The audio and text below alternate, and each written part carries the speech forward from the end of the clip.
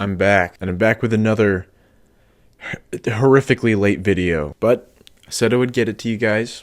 I promised it, so here it is. 2025 I found to be not that great of a year for metal. A lot of the classic bands that would release albums would kind of drop the ball, in my opinion. Arch Enemy, unsurprisingly, was boring. Benediction was boring. Unleashed was boring, and Sodom was disappointing. I don't want to talk about it, but that doesn't mean there weren't still good albums that came out in 2025. So here is that, my top 25 metal albums of 2025. So for the first 15, I'm going to be pretty quick, just kind of say my feelings and move on. Kind of describe it a little bit, but not be too in-depth, just because I don't want this video to be a billion years long. But then the top 10, I'll be a bit more in-depth. I'll describe it a bit more, descriptively.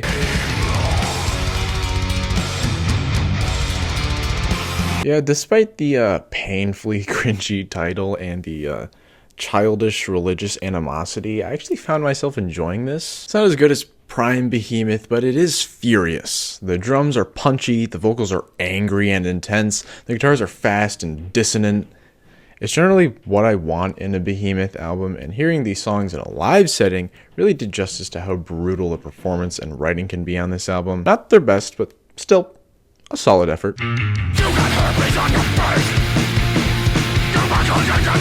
This album is so fucking funny, with over the top its hatred is. It hates you, it hates me, it hates that guy over there, it hates itself. It just hates and feels nothing else. The attitude is kind of like Nails, but more tongue-in-cheek. It doesn't sound too different either. It's very punky, grindy, thrashy, fast, nihilistic, pissed off crossover. The vocals are gnarly as well. I mean, it literally sounds like he's vomiting his rage. The lyrics are also very funny. It's just complete total disdain for everything to a complete comical level. There's even a skit at the end where they're like, hey, you guys want one more song? And then they get a resounding no, but then you still get the last song anyways. I feel like very punky crossover with a strong sense of humor, kind of like Carnivore. Then give these guys a listen. If you like it, great. If you don't like it, great. C4 won't have to deal with your bitch ass.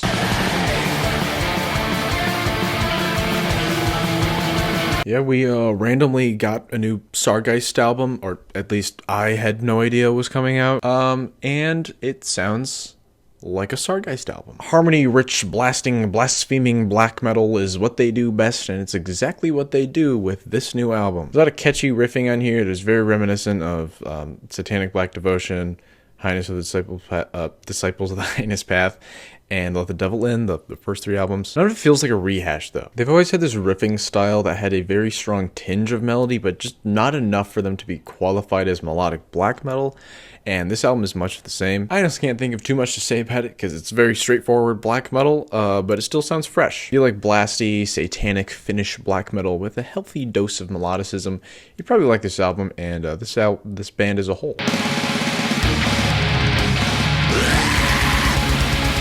After a couple EPs, we finally get the full-length album from this black metal supergroup, and it sounds evil as shit. The 37-minute run length is almost entirely made up of nefarious-sounding tremolo riffs accompanied by some furious drums and, of course, Phil Anselmo's brutal vocals. Despite black metal not really being a genre he's really fully known for, he delivers an intense performance with manic highs and demonic growls. There's a couple breaks in between with some mid-tempo riffing as well as some ambience building, but overall this album is intense through and throughout. Just some straightforward black metal in the vein of Dark Funeral and Marduk, and like kind of the Swedish intense black metal. There's some moments that kind of blended together, but they never really meandered on anything for too long, so it never really became a real issue.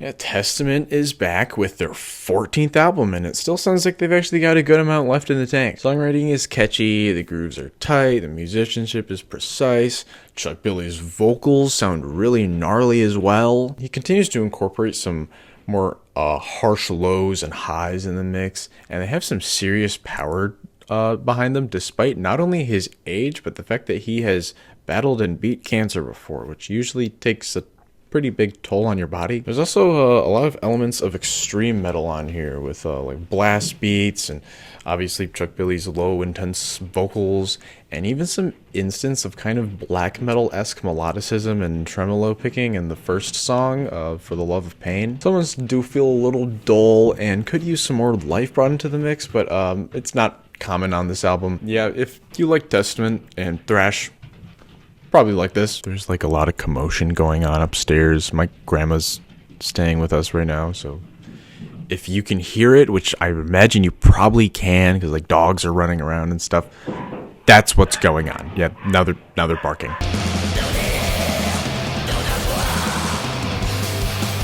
If you like your black metal with a little bit of cheese and from Canada, this might be right up your alley. There's a bunch of swirling synths, grandiose songwriting, atmospheric textures, and of course some very satisfying climaxes. Not a standard black metal to be heard on here. The drumming features blast beats and more broken down moments during the atmospheric sections.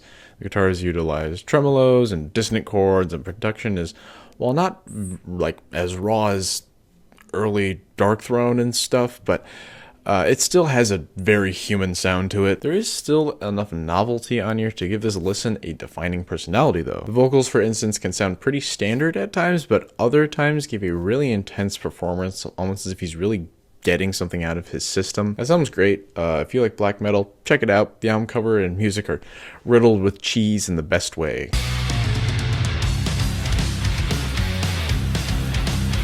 I kept hearing rumblings about the album from Finish's one and only Hooded Menace. So I decided to check it out, and the eerie psychedelic death doom pulled me in with a tight grip. The riffs have a lot of atmosphere surrounding them, with chorus pedals being utilized in certain sections and synths being thrown in the background to add some pizzazz to the mix. Despite the band's dedication to atmosphering though, they still managed to write some really crushing badass riffs that just happen to have an atmospheric touch. There are moments, however, in between all the badassery and atmosphere building that have a lot more of a melodic focus. It's like the guitars are trying to remind you that, yeah, it's great to be badass, but everyone feels something sometimes.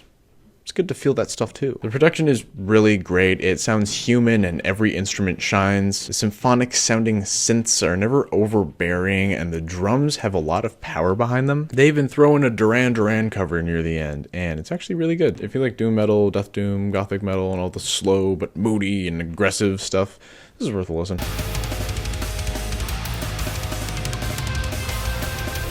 I don't know how to pronounce that, man. I'm sorry. So it is interesting, like, every way. The name of the band is weird. The name of the album is weird, and I don't know how to pronounce it. The band is also from China, which is quite uncommon. And then the actual sound of the music is interesting. Tons of squeaking saxophones, unconventional song structuring, and the little atmospheric things sprinkled in have such strange textures accompanying them. I see it mainly classified as like avant-garde metal, technical thrash metal, progressive metal, etc.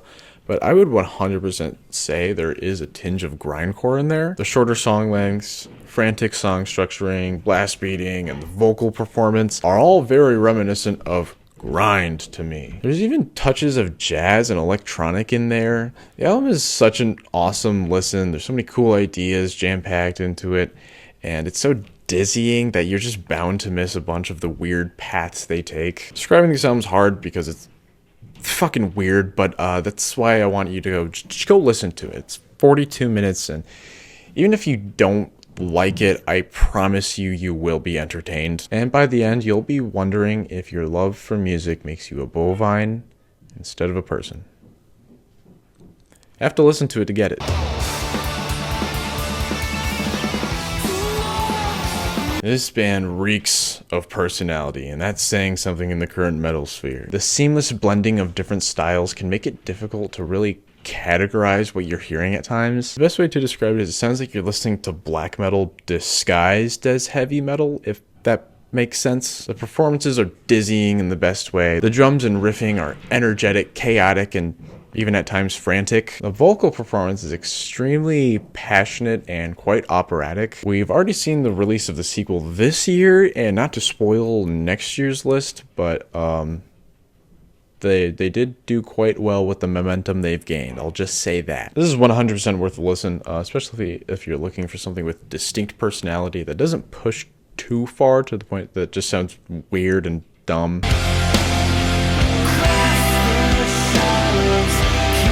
I didn't expect to enjoy this album as much as I do. But here we are. It feels like they've mastered the dreamy, shoegazy, flow-like sound that they've been doing for the past like 20 years now. Like, this album sounds like driving through the city at night, and I love it. Chino's cleans are as emotive as ever, and his screams are still as shrieky and harsh as they've always been. The small touches of texture added to the background really do add a lot. There's also a lot of energy put into these performances. Like, there's nothing like flashy going on that'll melt your mind with its technical prowess, but there's enough conviction with the drums and guitars that it leaves me grooving no matter what. I feel like Deftones, you'll probably like this. I found myself really liking it, even the more rap-oriented parts.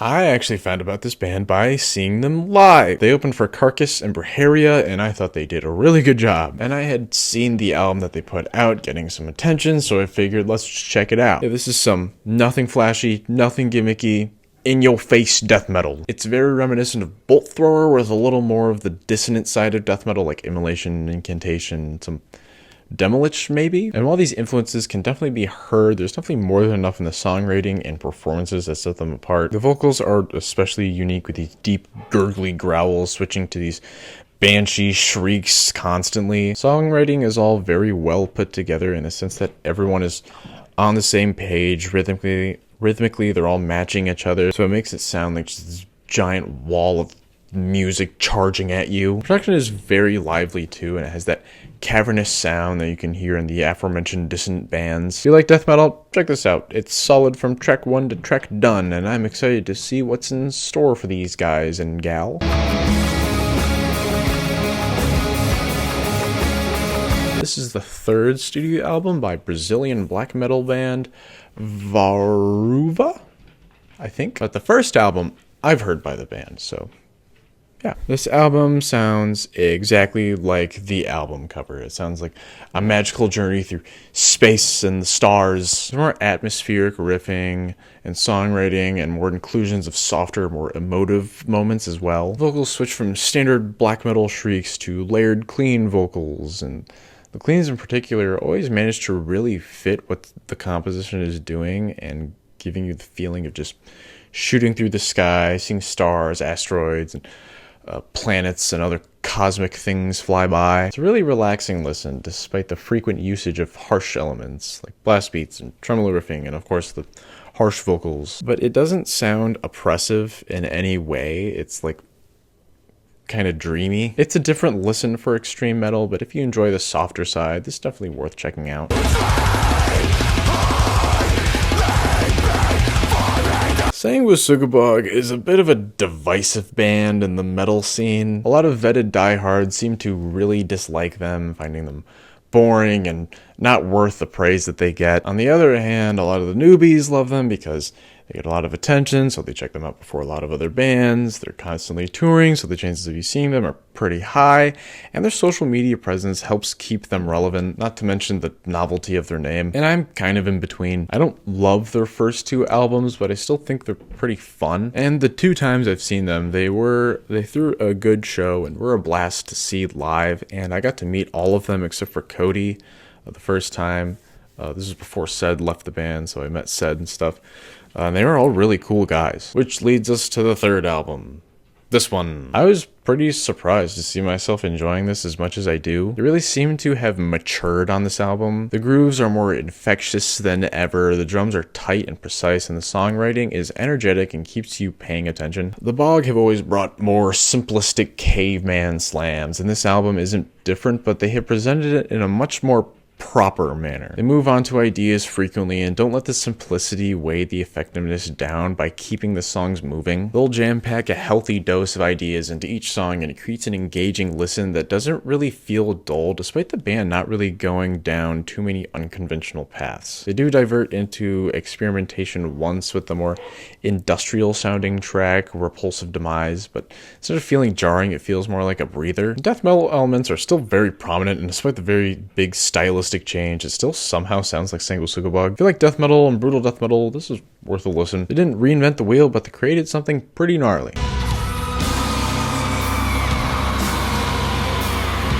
This is what I imagine dying sounds like. Traveling to hell, tumbling down a fiery abyss with chaotic, anxiety-inducing strings and dissonant guitars mocking you as you fall. Maybe that's what's happening on the album cover. This album makes me feel like I am unsafe. There's hardly any predictability to it either. It'll be tremolo arpeggiating the most horrifying chord made by man and then switching to blasts with the wall of amelodic, scary guitar riffs. The orchestral elements really do add a lot of atmosphere and to help really create this eerie vibe throughout the run length. By the way, the run length is 4 songs, the shortest one being 8.5 minutes, so got some long songs in here. And needless to say, these behemoths of songs are jam-packed with tons of evil ideas. It's quite dense and warrants re-listening. If you like your death and black metal a bit weird and scary sounding, kind of like Deathspell Omega and such, this is worth a listen.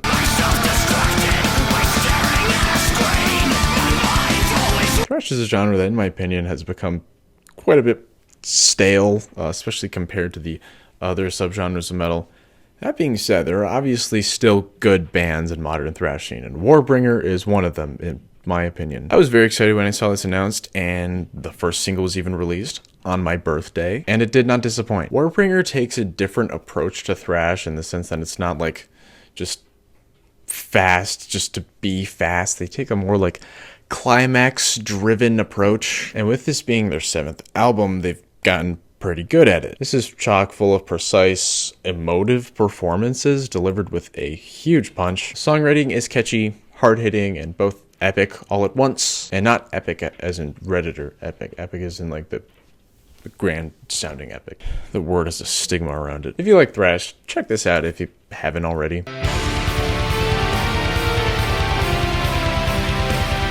And now we're into the top 10.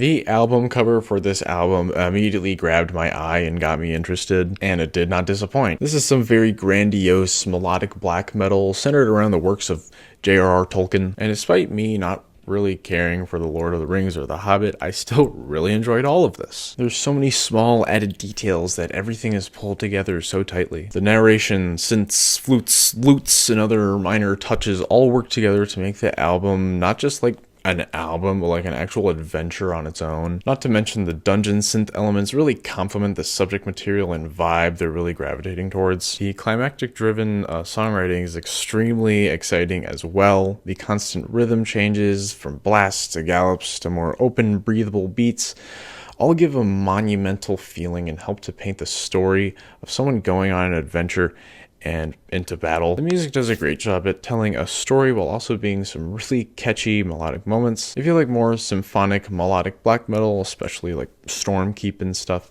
you'll probably really like this. This is the first album from the Swiss 3-piece thrash band in over 2 decades. So needless to say, the anticipation leading up to its release was pretty strong, especially when you consider the fact that before this album, these guys only had 5 albums, so the possibility of some fresh ideas still being in the tank was quite probable. And the singles leading up to the release day were strong, which built up the hope that they would stick the landing, and they did. This is a bit of a return to form compared to the much groovier Grin. It has a lot more of a thrash edge to it, and the grooves are intricate, precise, but not too complex that you lose grip on the actual groove. They're really good at utilizing all the different spots you can place a beat within a note, and it makes for some funky rhythmic moments. There's also a much more noticeable focus on atmosphere. There are a lot of different moments where we hear them bring it down to a much lower volume, utilize some arpeggiated chords, and even some small touches of synths in the background. A lot of the small details are like hardly noticeable on their own when you're just giving it a general listen, but they add so much to it. There's nothing on here that's overly innovative or novel. It's much like their first 4 albums, but with more refined musicianship and matured songwriting. And while thrash metal usually benefits from sloppy, more juvenile songwriting, it actually works in Coroner's favor here that they approach thrash with a bit more of a proper perspective. Thrashiness is there, but the proggy tinge is what makes Coroner Coroner. Great comeback album. I 100% recommend this to anyone who likes prog, thrash, technical thrash, all that stuff.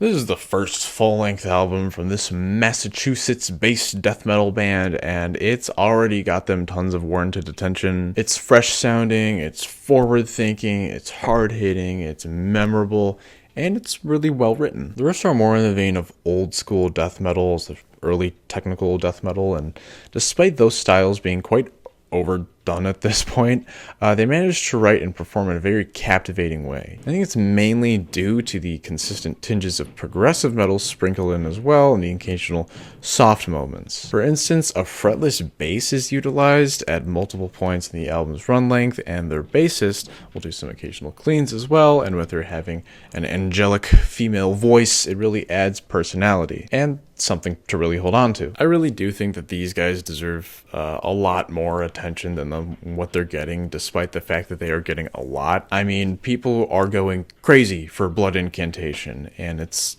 like, you know, they're not the only ones doing that. Yeah, I'm very excited to see these guys at Maryland Death Fest next year, because they were one of the first bands in the first wave announced for next year's lineup. And we actually have some more bands in that lineup that are going to be mentioned soon, so looks like MDF should be hiring me for booking. Yeah, if you like I said, Blood Incantation and want more, or if you just like death metal with a hint of prog, check this out.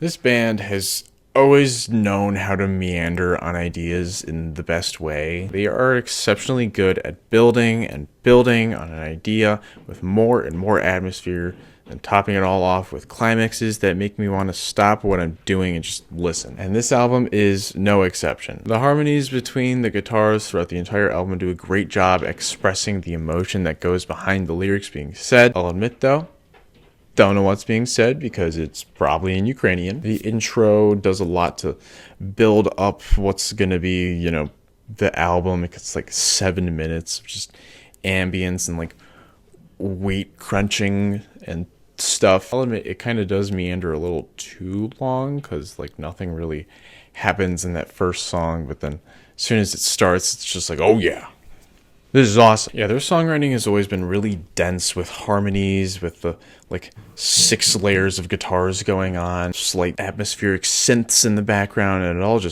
it really works. And despite the fact that this is like, I don't know, their 10th album, and they haven't really changed very much stylistically, it still does sound very fresh and catchy, and I keep seeing myself going back to it and re-listening to some of those songs, especially the second and third one, like April and the Exile, I think?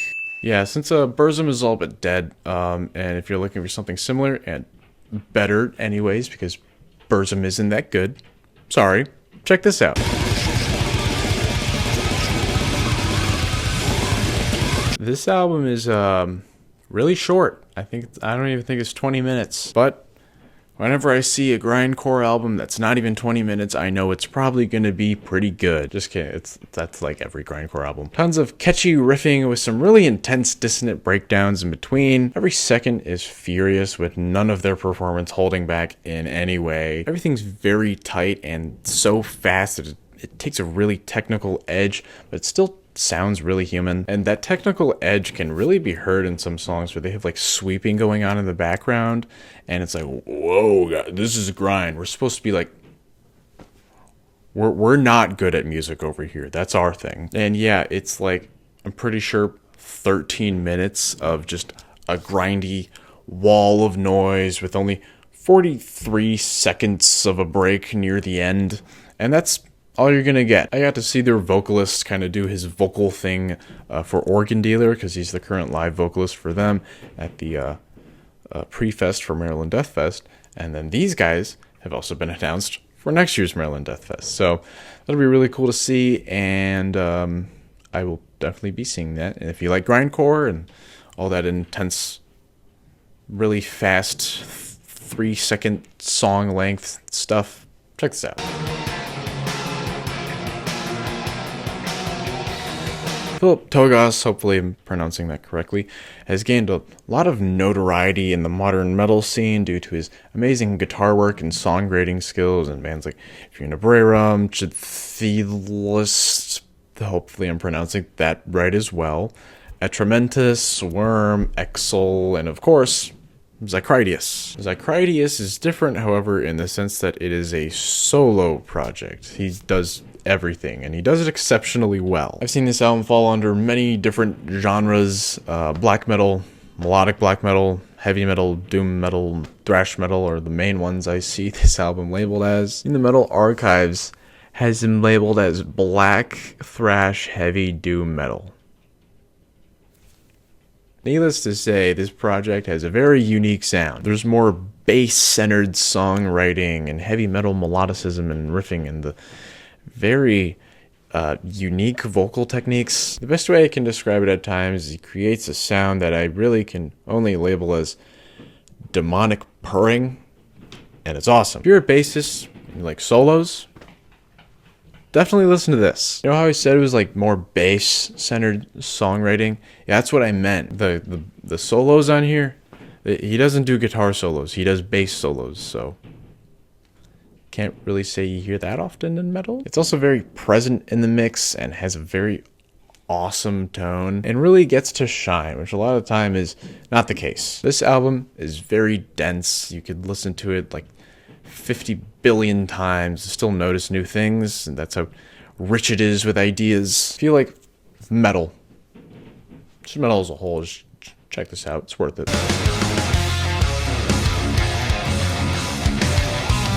This band is pretty good at being weird, and this album is no exception. The random transitions to Latin sections, jazz sections, etc. shouldn't be that surprising from these guys, but it still is. The thing is, transitions from these sections are very clean, despite the fact that they can happen very abruptly at times. They'll go from clean vocals with shimmery guitars and synths to a heavy proggy breakdown in seconds, and it's seamless. The musicianship is exceptional as well. The kick drums are clean and precise, and the complex rhythms are delivered with much ease. The guitars are intricate but still human sounding, and the technicality never really takes away from what's being played and conveyed, and I think that's the main issue a lot of prog has. The band knows when to tone it back and give what's being said some space to breathe, and all the other textures added on top still add a lot of character while not being too much. The synthesizers add a lot of atmosphere building, especially at the beginning and transitional sections for certain songs. The vocals are also really solid, queens of personality, and express a lot of dynamic range, especially with the raspy screams thrown in the mix. This band is great at experimentation, and at this point it's become a key component of their sound. Every album sounds different from the last, and this one is no exception. If you like progressive metal, definitely listen to this if you haven't already.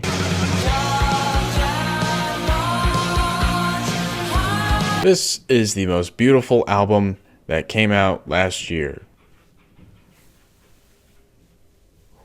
In my opinion, of course. The vocals are simultaneously gorgeous and emotive, and the majestic instrumentation really pulls everything together. The different stylistic tinges throughout the album really help to add character as well. From the traditional doom elements and the Sabbath-esque riffing, most notably on Reveal, to the gothic elements heard in the vocals and atmosphere throughout, and even small dashes of black metal that can be heard, especially in the closer, Thicker Blood. This album is amazing and remarkably consistent throughout its track listing. There's tons of more big sounding moments that are very emotional and, sound like you're really charging at your problems with tears in your eyes, but you're doing it anyway because you know you have to. But then there's other moments where it sounds, a lot more quiet and low and, kind of like you're letting the problems eat you alive because that's an option as well. Each and every song offers its own personality and displays its own version of beauty.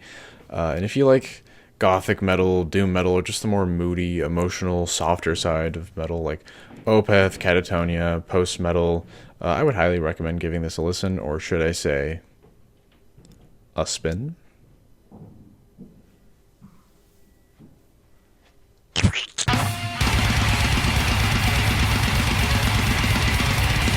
Holy shit ski, this album is intense. The drums sound like artillery at fire, they're so fast, and of course the guitars are strummed with the speed of a hummingbird's heartbeat. Despite how in-your-face it is with its intensity and songwriting, it is still extremely catchy. There are rich harmonies sprinkled in throughout, with tons of instances of a more melodic edge being heard, and not to mention the undeniable tinges of black metal as well. And even though sonically there isn't much outside of the realm of extreme metal, they managed to still sound extremely creative and have a unique sound profile, and they don't really sound like anything else I've ever heard, which cannot really be said for most bands. The soft moments, the extreme speeds, the genre bending, the technicality, it's all been done before, but not like this. And not combined like this, if that makes any sense. The production, despite it being pretty clean, still sounds very human. I would say in the range of extreme metal production, it's the perfect in-between for clean, overproduced, and the more raw sound that a lot of diehards and me like. Yeah, this album grabbed me immediately with the first song I listened to, and I can almost say for certain that I'll be re-listening to this for years to come. I really hope to see a US performance announced for these guys eventually. I don't think they've ever played in the US, because they actually are from Poland. Polish metal unite!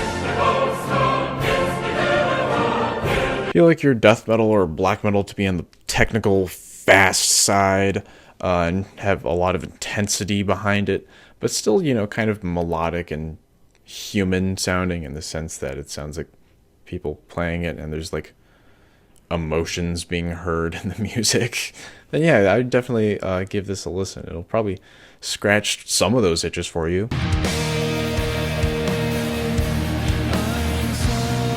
I love this album. Love it so much, I own 2 copies. That's purely on accident, though. I asked my mom and dad for Christmas, and then I saw it at a record store that I frequent, so I decided to gamble on whether I'd get 2 copies, and I lost. But I'm fine with it, because this album is awesome. I might ruin it by how much I spin it, and maybe it'll get scratched and I'll have that second copy. Songwriting is amazing. It's extremely dissonant, but despite that, it's remarkably catchy and at times quite beautiful. There's a lot of soul put into the performances. The guitar work on here does a really good job functioning as an emotional vessel and makes even the most intense sections of the album feel very emotive. The drums are also, just like the last album, insanely fast and use a lot of blast beats and double kicks, and the guitar's tremolo picking creates this intense wall that sound like a swarm of bees whenever it's like matching with the drums, especially when they're playing the more evil sounding dissonant riffs. The vocals are amazing as well. The harshes are angry and powerful sounding, and the cleans do an amazing job conveying these dark emotions that the music is attempting to portray. There are even these gravelly yells utilized, at times most notably in EOS, that are extremely punchy. Musically, the album is much more climax-driven, the track listing being 5-6+ minute songs with one transition should make that quite obvious. And the climaxes are so satisfactory, and the best part is the build-up leading up to said climaxes are just as good, so it leaves you wanting to re-listen to the whole thing rather than just skipping to the best part. I'll reiterate, I love this album. Album of the year. So happy I got to see them at Maryland Death Fest, which also happens to be their first and so far only performance in the US, so that is quite special. I don't really think anyone could tell me I'm not a fan of this band after that, so I feel like black metal on the more emotive, softer side and the more climax-driven side of black metal, and then I would definitely check this out. It's an amazing listen, top to bottom. I love it, and that's that. Those are my top albums, top metal albums of last year. So far, 2026 has been pretty good. Got some pretty good stuff coming out. So, excited for that. Thanks for watching. Stay tuned. I got more stuff planned. Probably another longer video like last video on Maryland Death Fest, because I did another festival, as I mentioned in that video, that I will be making a video on. So be ready for that. I'll see you guys later. Make sure to take care of yourself. Don't die. Don't fall for crypto scams. And eat food and drink water.